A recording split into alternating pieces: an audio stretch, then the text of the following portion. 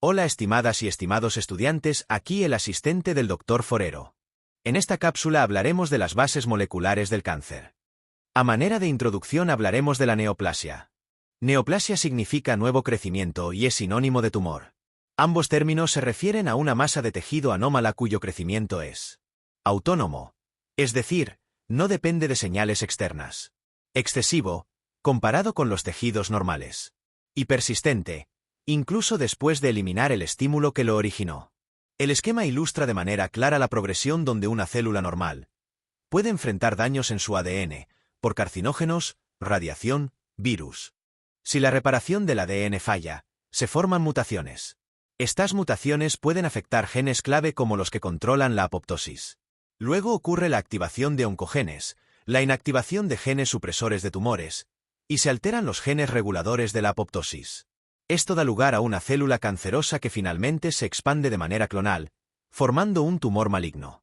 Esta secuencia muestra que el cáncer no ocurre de la noche a la mañana, sino que es un proceso multietapa, en el que se acumulan alteraciones genéticas. En este contexto, es muy útil para contrastar las propiedades entre células normales y células cancerosas, lo que nos ayuda a entender por qué el cáncer es tan difícil de controlar. 1. Forma y núcleo. Células normales tienen una forma regular y un núcleo de tamaño proporcional. Células cancerosas tienen formas irregulares y núcleos más grandes y oscuros, debido a más material genético y actividad. 2. Crecimiento y maduración. Las normales crecen controladamente y maduran para cumplir funciones específicas. Las cancerosas crecen descontroladamente y son inmaduras, por lo que no cumplen funciones útiles. 3. Comunicación y visibilidad. Las células normales se comunican entre sí y son reconocidas por el sistema inmune. Las cancerosas pierden esa comunicación y se esconden del sistema inmune. 4. Oxígeno y glucosa. A las células normales les gusta y necesitan oxígeno. Las cancerosas no, pueden prosperar sin oxígeno, glucólisis anaeróbica.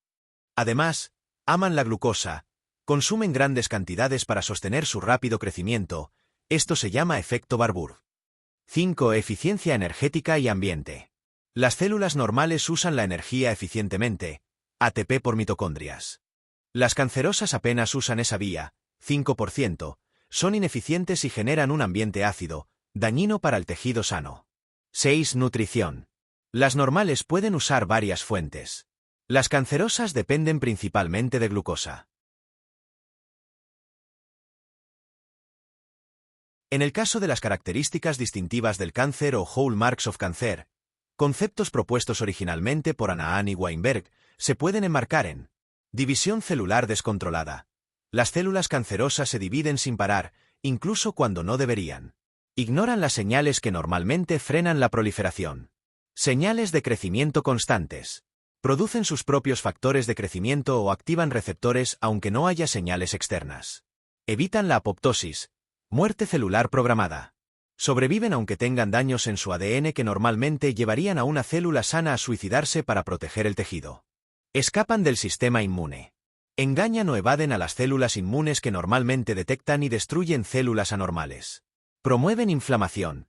El ambiente inflamatorio crónico ayuda al crecimiento del tumor, generando mutaciones y favoreciendo la invasión. Generan nuevos vasos sanguíneos, angiogénesis. Necesitan oxígeno y nutrientes, así que estimulan la formación de vasos para alimentarse y crecer. Invaden tejidos y hacen metástasis. Pasan la barrera del tejido donde se originaron y se diseminan a otras partes del cuerpo, lo que complica mucho su tratamiento. Inestabilidad genética. Tienen más mutaciones porque sus sistemas de reparación de ADN no funcionan bien. Esto genera más variabilidad y adaptación.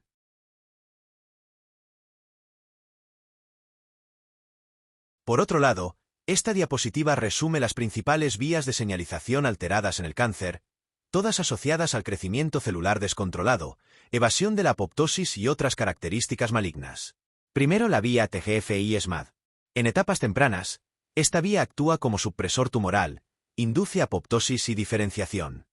En etapas tardías, cambia de rol, favorece la progresión tumoral promoviendo invasión y transición epitelio-mesénquima, EMT.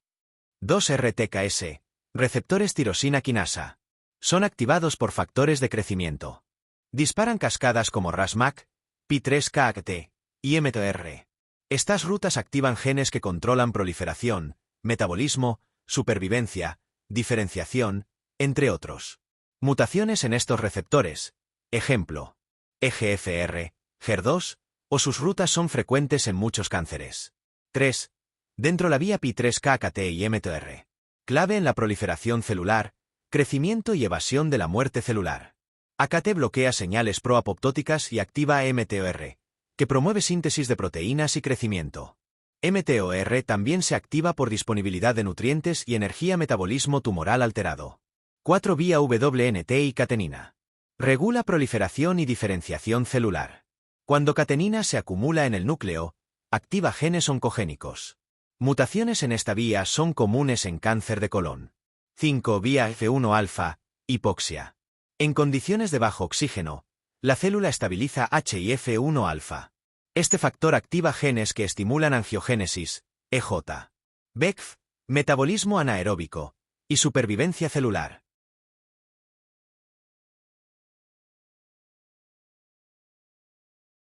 La presente diapositiva ilustra de forma clara el proceso de metástasis tumoral, desde el tumor primario hasta la formación de metástasis clínicas. One tumor primario. El proceso parte desde un tumor sólido en su sitio original. Para metastatizar, las células tumorales deben adquirir movilidad e invasividad. 2. Migración e invasión. Las células tumorales atraviesan la matriz extracelular, ECM, mediante cambios morfológicos tipo EMT, transición epitelio-mesenquimal. Enzimas K degradine de matriz como los MMP. Luego, migran activamente hacia vasos sanguíneos o linfáticos. 3. Intravasación. Las células penetran la pared del vaso, capilar o linfático, y entran a la circulación, evento facilitado por inflamación local. 4. Circulación y diseminación. En la sangre, las células enfrentan estrés mecánico, inmunológico y oxidativo. Algunas logran sobrevivir como células tumorales circulantes, CTCS, a menudo protegidas por plaquetas. 5. Extravasación y siembra. Las células abandonan la circulación hacia nuevos tejidos, como pulmón, hígado, hueso. Se ubican en nichos con factores locales favorables, lo que les permite entrar en un estado latente o iniciar crecimiento. 6. Latencia, dormancy. Muchas células metastásicas entran en estado de reposo, dormancy, donde pueden persistir años sin dividirse. Es un mecanismo de evasión frente a tratamientos y respuesta inmune. 7. Salida de la latencia y crecimiento. Cuando se dan las condiciones adecuadas, factores locales, angiogénesis, cambios epigenéticos, las células salen de su latencia. Empiezan a dividirse, formar micrometástasis y luego macrometástasis clínicas. 8. Tratamiento y evasión. Las metástasis pueden presentar nuevas mutaciones, expresar genes de resistencia y volverse difíciles de erradicar. El tratamiento metastásico debe considerar CO opciones clonales y microambiente tumoral.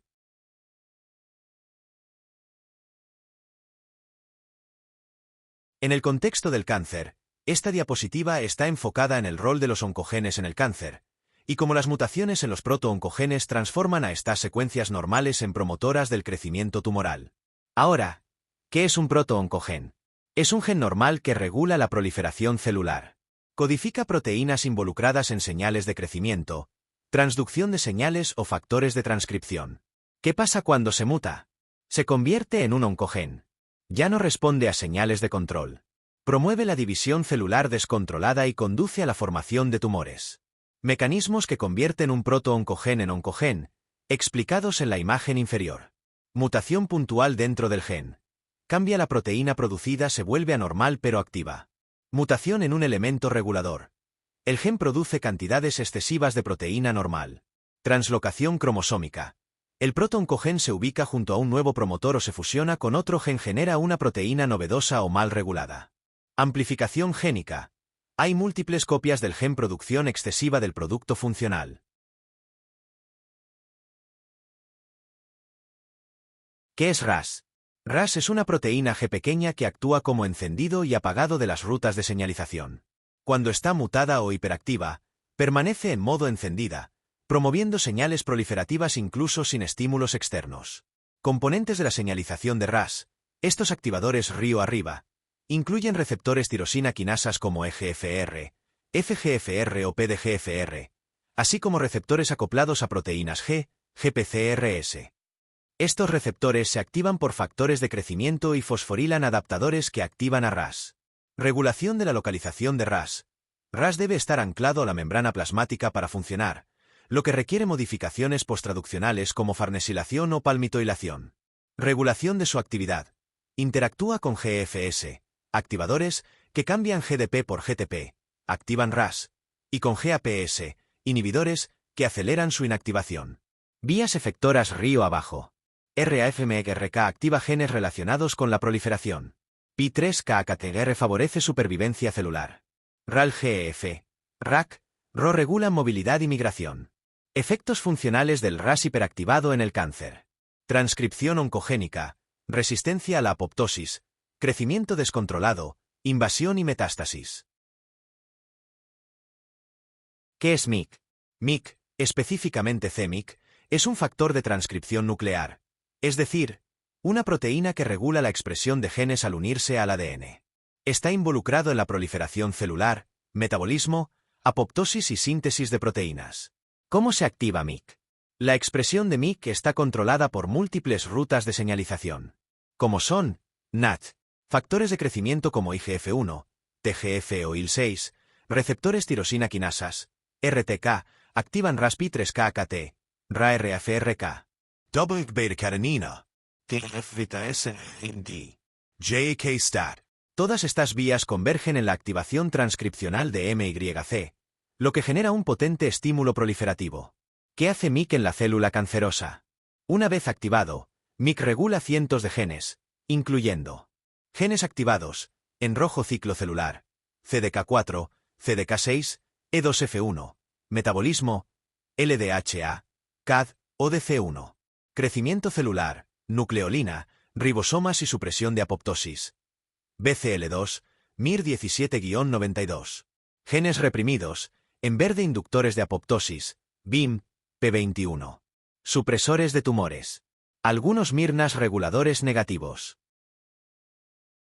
Esta diapositiva está centrada en el gen supresor de tumores P53, considerado el guardián del genoma. ¿Qué es P53 y por qué es tan importante? P53 es una proteína nuclear que actúa como un sensor del daño celular. Se activa ante señales de estrés celular, como daño en el ADN, hipoxia, deficiencia de nutrientes, estrés oxidativo y activación oncogénica. Su función principal es evitar que células con alteraciones genéticas sigan dividiéndose. ¿Qué hace P53 al activarse? 1. Detención del ciclo celular. Permite tiempo para que la célula repare el ADN dañado. 2. Inducción de reparación del ADN. Activa genes que corrigen el daño antes de que la célula siga dividiéndose. 3. Senescencia celular. La célula entra en un estado de reposo permanente si no puede repararse. 4. Inducción de muerte celular programada, apoptosis, necroptosis o ferroptosis. Si el daño es irreversible, promueve la muerte celular para proteger al organismo. 5. Inhibición del metabolismo tumoral. Realiza un cambio metabólico que frena la proliferación celular acelerada. 6. Regulación de la diferenciación celular y entrada en latencia. En tejidos específicos, puede favorecer la diferenciación o mantener a la célula en reposo prolongado. Otro gen supresor de tumores es el retinoblastoma o RB. La figura muestra cómo señales oncogénicas y factores reguladores influyen en la actividad de los genes supresores de tumores, particularmente P53 y RB. En la parte superior, las señales oncogénicas activan vías que estimulan la proliferación celular. Por ejemplo, incrementan la expresión de ciclinas y la actividad de las quinasas CDK4-6, lo que lleva a la fosforilación de RB. Esto inactiva a RB y permite la liberación de E2F, un factor que promueve la transcripción de genes necesarios para entrar en la fase S del ciclo celular.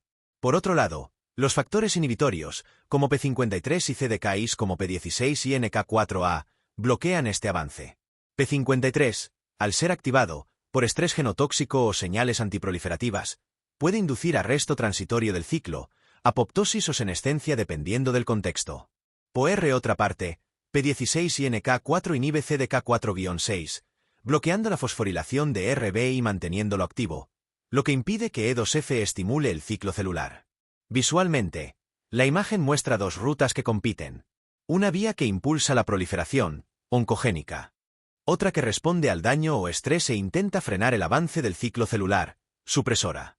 El equilibrio entre estas rutas decide si la célula continúa dividiéndose, se detiene, entra en senescencia o muere por apoptosis. Por otra parte, la regulación de la apoptosis por VAX y VAC muestra que pueden haber dos vías. 1. La vía intrínseca, mitocondrial. Ante señales de estrés, daño al ADN, infección, privación de citoquinas, las proteínas BH3 entran en acción. Estas proteínas pueden activar directamente a VAX y VAC, lo que se representa por las líneas punteadas que los conectan, vía directa. O por otro lado, inhibir a las proteínas antiapoptóticas de la familia BCL2, como BCL2, BCLXL, lo cual indirectamente libera y activa a VAX y VAC, vía indirecta. Una vez activados, VAX y VAC forman poros en la mitocondria, liberando citocromo C, que activa la caspasa 3 y con ello el proceso de apoptosis. La vía extrínseca, receptores de muerte, esta es estimulada por ligandos como FASL, TNF o TRAIL, que activan caspasa 8.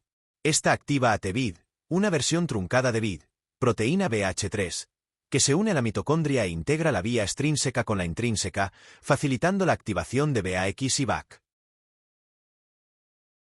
Esta diapositiva representa el rol de BCL2 como gen antiapoptótico, en contraste con VAX, VAC y BID, que son proapoptóticos. En el análisis de la imagen observamos disfunción mitocondrial activa a VAX, VAC y BID, que promueven la permeabilización de la membrana mitocondrial. Como resultado, se libera citocromo C al citosol. El citocromo C, junto al DATP y a la proteína APAF1, forman el apoptosoma, que activa la caspasa 9, seguida de las caspasas 3, 6 y 7, responsables de la ejecución final de la apoptosis. Sin embargo, BCL2 y BCLXL, indicados en rojo en la figura, bloquean este proceso al evitar la liberación de citocromo C, impidiendo que la cascada apoptótica se active. Dentro de un contexto biológico, BCL2 se sobreexpresa en muchos tipos de cáncer, lo que da a las células tumorales una ventaja de supervivencia y resistencia a la quimioterapia, ya que evitan morir por apoptosis incluso ante daño genético o terapias citotóxicas. La siguiente diapositiva aborda cómo las células tumorales interactúan con el sistema inmunológico del huésped, y cómo ciertos genes permiten que el tumor escape de la vigilancia inmune. En este sentido, la célula tumoral expresa moléculas como CD47 y PDL1 que funcionan como mecanismos de evasión inmunológica. CD47 es una proteína conocida como el nomecomas que se une a SIRP en los macrófagos, inhibiendo la fagocitosis. PDL1 interactúa con PD1 en células T, bloqueando su activación y evitando así que ataquen al tumor. En la imagen se observa cómo el uso de anticuerpos monoclonales, MAB, dirigidos contra CD47 o SIRP puede reactivar la fagocitosis por macrófagos, permitir la activación de células NK, citotoxicidad mediada por anticuerpos, ADCC, inducir muerte celular por complemento, CDC, favorecer la presentación de antígenos tumorales por células dendríticas y la activación de células TI. Estimular la apoptosis directa de células tumorales. Para complementar, es importante reforzar cómo el gen CD47 permite que las células tumorales escapen de la vigilancia inmunológica, particularmente de la acción de los macrófagos. En el centro, una célula tumoral expresa en su superficie la proteína CD47, que se une al receptor SIRP presente en la membrana de los macrófagos. Esta interacción envía una señal de nomecomas, inhibiendo así la fagocitosis. Además, la imagen ilustra múltiples niveles de control de la expresión de CD47, incluyendo 1. Regulación transcripcional y posttranscripcional mediante factores como NFB, CMYC, y la actividad de microARNs. 2. La hipoxia tumoral también favorece la expresión de CD47, lo que permite mayor evasión inmune en microambientes pobres en oxígeno. 3. Vías proinflamatorias activadas por TNF, IL-1-beta, e IFN también aumentan la expresión de CD47. Por otra parte, CD47 es una de las principales dianas terapéuticas en inmunooncología. Bloquear esta vía con anticuerpos anti-CD47 permite que los macrófagos reconozcan y destruyan las células tumorales. Su inhibición puede restaurar la fagocitosis antitumoral, mejorar la eficacia de otras terapias inmunes, ser útil en tumores sólidos y hematológicos, ejemplo, linfomas, leucemias. También es importante resaltar el eje inmunosupresor PD1 y PDL1, uno de los mecanismos más relevantes mediante los cuales los tumores evaden la respuesta inmunitaria. En el microambiente tumoral, se observa cómo las células tumorales pueden expresar en su superficie PDL1, CD274. Esta molécula se une al receptor PD1 presente en linfocitos T, particularmente en células de CD8+ y CD4+ activadas.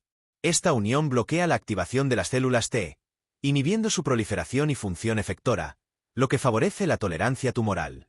El resultado es una disminución de la capacidad del sistema inmune para reconocer y eliminar células tumorales. En la imagen podemos ver la interacción PD1 y PDL1 inhibe señales coestimuladoras necesarias para la activación total del linfocito T. Esta inhibición detiene la señalización a través de la vía P3K-ACT, reduciendo la supervivencia y actividad de las células T. También se representan otros componentes inmunosupresores del microambiente tumoral, como CTLA4 y moléculas del complejo mayor de histocompatibilidad, MHC.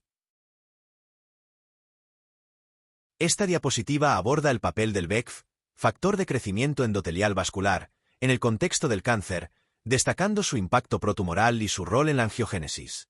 El esquema representa cómo células tumorales pueden producir VEGF, el cual actúa de manera tanto autocrina, donde el VEGF secretado por la propia célula tumoral actúa sobre receptores VEGF1-2 en su propia membrana. En el caso de la paracrina, donde el VEGF también actúa sobre células endoteliales cercanas, promoviendo la formación de nuevos vasos sanguíneos. ¿Qué ocurre al activarse los receptores VEGF1/2? Se activan vías de señalización intracelular como son la MAC-RK y P3K-ACT. Estas vías están asociadas a efectos que favorecen el desarrollo tumoral, como son la proliferación celular, supervivencia, invasión tumoral, EMT, transición epitelio-mesénquima. Implicancias clínicas. La sobreexpresión de VEGF permite al tumor mantener un suministro constante de oxígeno y nutrientes mediante la formación de nuevos vasos sanguíneos, angiogénesis. Este fenómeno favorece la progresión tumoral y la metástasis. Por eso, VEGF es una diana terapéutica importante. Existen tratamientos antiangiogénicos como bevacizumab, que bloquean la acción del VEGF y ralentizan el crecimiento tumoral. Además, es importante destacar el rol de AMP2, angiopoyetina 2, en el microambiente tumoral, con foco en cómo afecta la angiogénesis y la remodelación vascular a través del receptor TIE2. La figura compara dos situaciones. La AMP1 se une al receptor TIE2 y estabiliza los vasos sanguíneos y AMP2, en cambio, compite con AMP1, bloquea su señalización y promueve desestabilización vascular.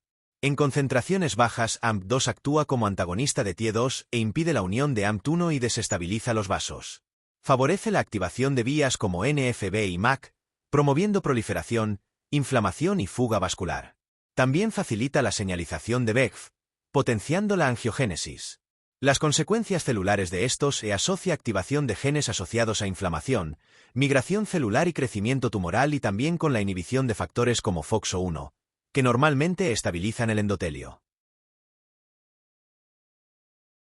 Para finalizar, esta diapositiva resume las vías de señalización clave en la carcinogénesis oral, destacando cómo la alteración de P53 y otros elementos moleculares afecta procesos celulares fundamentales en el cáncer.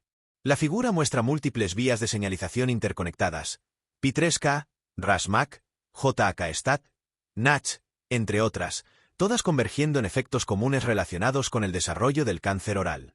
Al centro, un círculo detalla los procesos tumorales clave, como son proliferación celular, inhibición de la apoptosis, angiogénesis, invasión y metástasis, inestabilidad genómica, evasión del sistema inmune, inmortalización celular y alteración del metabolismo energético.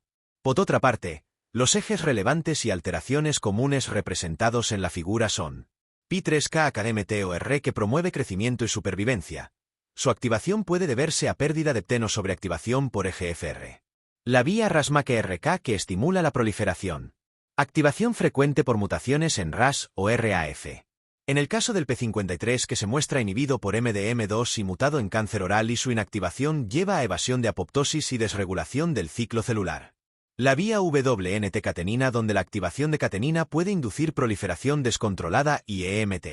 La vía NACH y JAK-STAT asociadas a diferenciación celular, inflamación y evasión inmune. Y la vía CDK-ciclina y RB la cual muestra alteraciones en P16, Ciclina D1 o RB permiten una entrada aberrante al ciclo celular. Eso es todo por esta cápsula, así que agradezco su atención y seguimos la próxima.